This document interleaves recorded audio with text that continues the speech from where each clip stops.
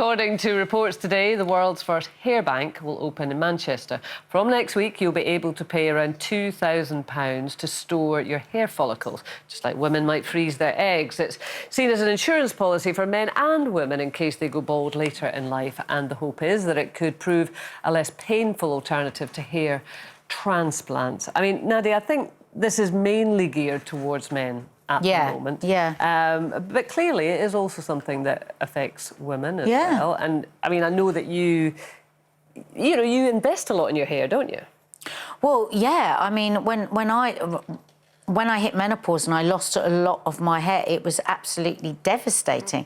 I mean, the thing is, people always say to me, but you've got so much hair. But as you know, I had double the hair. And there's a lot more women that suffer from hair loss than you would think, that have to hide it. And it is devastating, it really is.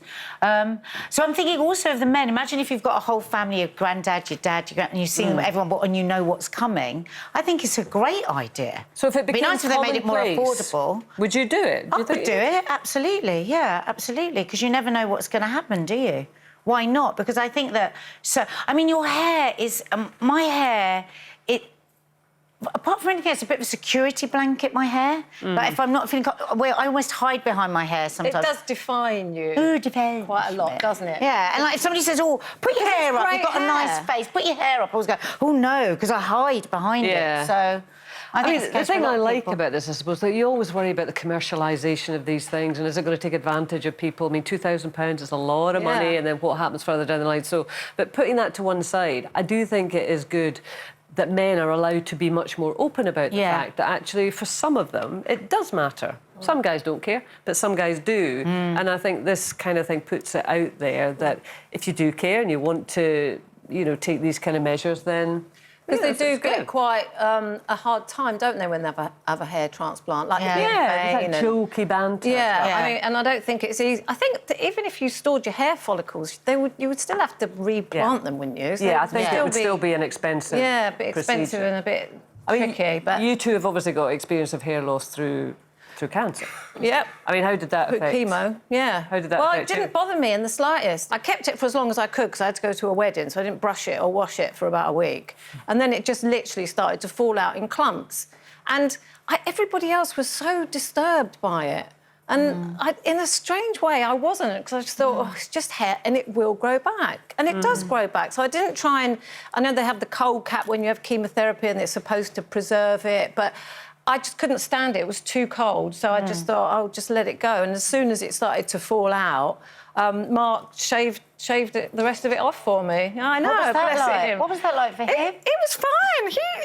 He was willing to do it. He volunteered. I wouldn't have made him do it, but he did volunteer to do it. And I got a picture of me. I mean, I really didn't have a problem with it. But when I show that picture to people, they get really sad. So I feel guilty showing it to them, even though I think it's quite sweet and quite funny, actually. But...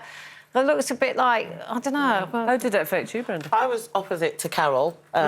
Obviously, I went with the cold cap myself.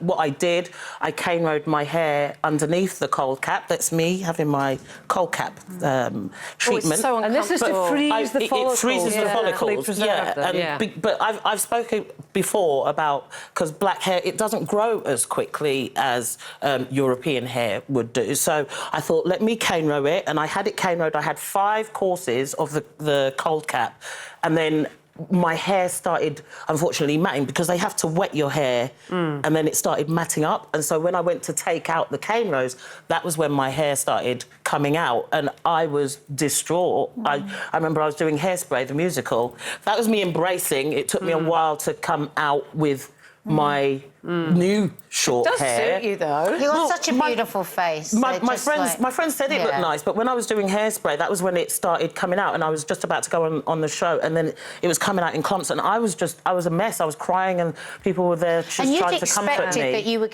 you were going to like own it and be fine with it, didn't you? It came as a surprise to you. I thought I would have owned it. I wasn't prepared for it, and seeing it, and then when it came off, and then the clumps, and then me and my daughter, she was like, "I'll go and I'll shave my hair off." I was like, "You don't have to do that to... I appreciate the support, but you don't need to do that." And I did it, and I took it, and I embraced it, and here you are. And it looks amazing. Well, what can you do?